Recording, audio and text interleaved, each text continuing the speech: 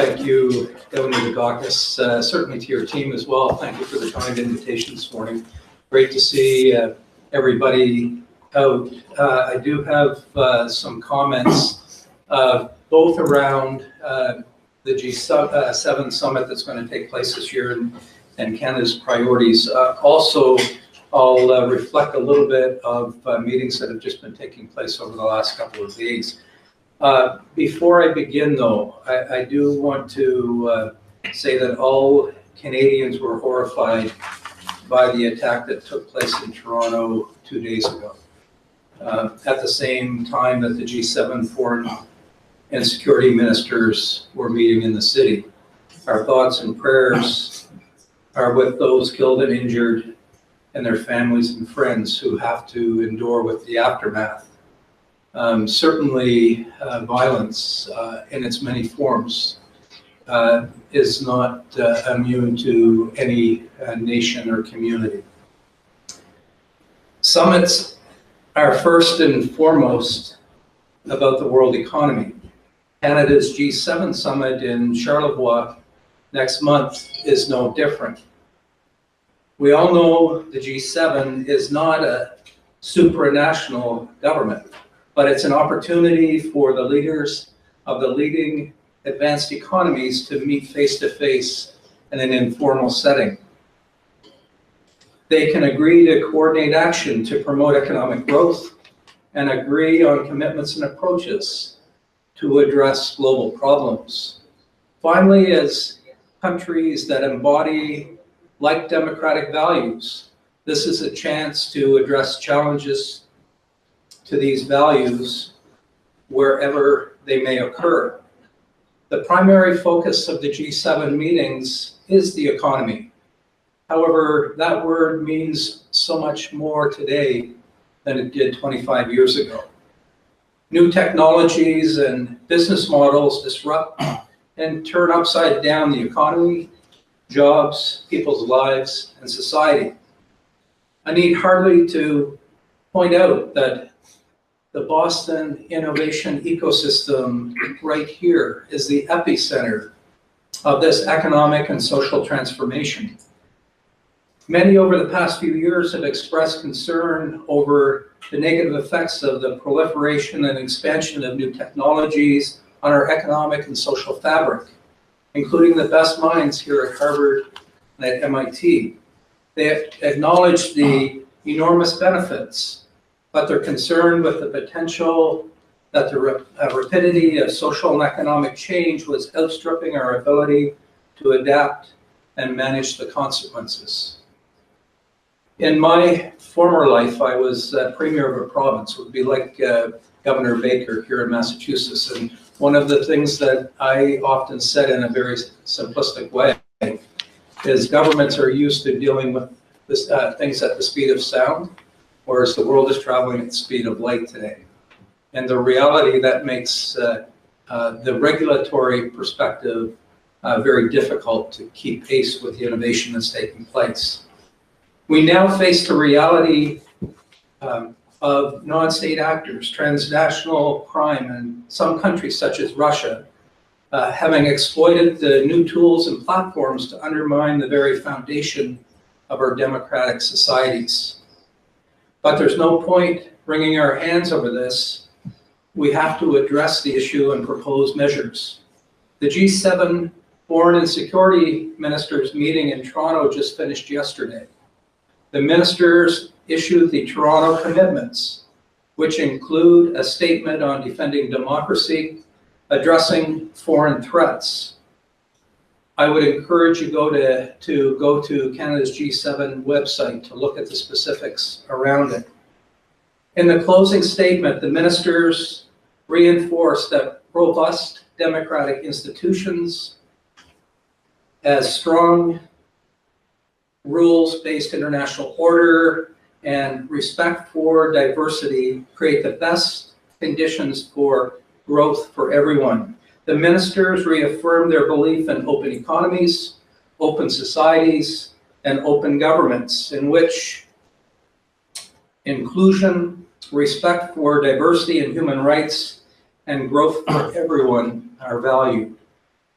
The Toronto commitments set out the problem and propose a series of measures to address what amounts to an enormous and complicated cybersecurity problem.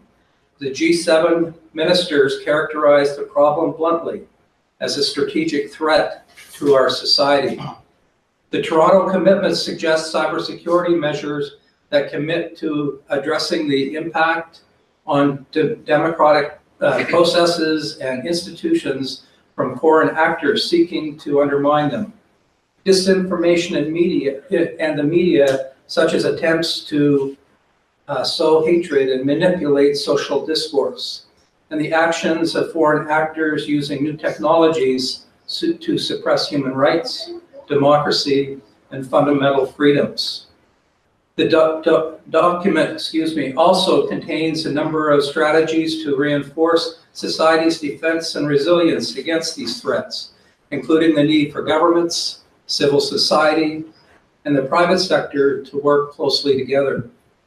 The ministers also addressed the security threats posed by foreign terrorist fighters and associated travelers in Syria and Iraq who seek to return to their country of origin or other countries, and made a number of key commitments to deal with these threats. There's another reality of G7 economic summits. When the leaders of the free world gather, pressure builds to take advantage of everyone being at the same place at the same time to discuss international political and security issues at the very highest level. This is a good and necessary opportunity, so long as it does not dilute the focus of the summit. At the Toronto G7 meeting, foreign and security ministers were able to cover a great deal of ground before the Charlevoix summit. In addition to the cybersecurity and foreign terrorist fighters, they dealt with everything from Ukraine to North Korea, to the Middle East, to China, to people trafficking, to violent extremism and terrorists who use the internet, and much in between. So let's return to the Charlevoix summit, where Canada is chair and has set forward 5 priorities. They include investing in inclusive growth, supporting middle-class jobs, ensuring progress is shared by everyone, and addressing gender inequality. Advancing gender inequality and the empowerment of women and girls as part of reducing poverty and growing the economy. Thirdly, preparing jobs for the future, a critical task as disruptive technologies change rapidly the economy and society. Citizens need to benefit properly from these advances. Fourthly, addressing climate change, the oceans and green energy with global solutions and a low-carbon future. And finally, building a peaceful and more secure world, supporting a rules-based international order built around core principles of democracy, human rights, the rule of law, territorial integrity, and the aspiration to free and open trade that benefits all, not just the wealthiest. I want to make 2 observations on Canada's priorities for the G7. All of the priorities are interconnected. We cannot make progress in one without making progress in all. What is the use of economic growth if our open democratic institutions and free elections are undermined by foreign actors? If we do not spread the economic benefits of our new economy equally to all our people, should we be surprised that citizens become alienated? Also, some have criticized Canada's agenda as promoting values in some starry-eyed way irrelevant to hard economic realities. Nothing could be further from the truth. First, values are the fabric of our democratic societies. Do you think it is any coincidence that the foreign actors who sought to damage our countries are focused on undermining these values? Second, Let's take gender equality. Women represent a critical part of our economy and our workforce. Ask any woman about equal pay and equal opportunity, about breaking in as entrepreneurs, about their place in science, technology, and innovation, and you will hear just how far we still have to come to achieve an equal playing field.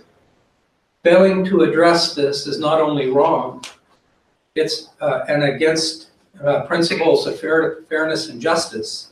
It also undermines, in a fundamental matter, our economic objectives. Half of our workforce, with all its economic potential, must be fully integrated as part of this economic change and growth so that everyone can benefit. If I may, I'd also like to close the parenthesis on one of our economic priorities, and that is NAFTA. I was just in Washington yesterday for a number of meetings on the Hill, and negotiations at this moment are very intense. In fact, the ministers are now all in Washington, along with their lead negotiators and trade teams. It is our hope that we will find a win-win-win for North America. Canada, the US, and Mexico have benefited from NAFTA since 1994. We seek a modernized NAFTA that will support middle-class jobs and result in a progressive agreement that addresses labor and environmental standards, gender and Indigenous inclusion, and fair and transparent dispute mechanisms while maintaining North America's global competitiveness. I also want to briefly address AI. That is, I guess, the direct subject of this meeting today. Canada is a world leader in the field of AI and host to globally recognized AI researchers, institutions, and startup companies. Montreal is the home of Element AI, dealing with big data industries. The city also has one of the largest concentrations of AI scientists and deep learning researchers at the Montreal Institute for Learning Algorithms. Edmonton has the Alberta Machine Intelligence Institute and a Google DeepMind office. CIFAR, the Canadian Institute for Advanced Research, was selected by the Government of Canada to lead the 125 million pan-Canadian artificial intelligence strategy, working in partnership with the centers in Montreal and Edmonton and the Vector Institute in Toronto. Canada's objectives in AI are to increase the number of outstanding artificial intelligence researchers and skilled graduates in Canada, to establish interconnected nodes of scientific excellence in Canada's three major centers for AI in Edmonton, Montreal, and Toronto, and to develop global thought leadership on the economic, ethical, and policy and legal implications of advances in artificial intelligence. And finally, to support a national research community on AI. Prime Minister Trudeau is looking forward to the discussions with the other G7 leaders in Charlevoix on what promises to be a focused agenda on critical economic and political issues. Thank you so much for the invitation to be here. I certainly am looking forward to participating today and hearing from the global leaders who are here today.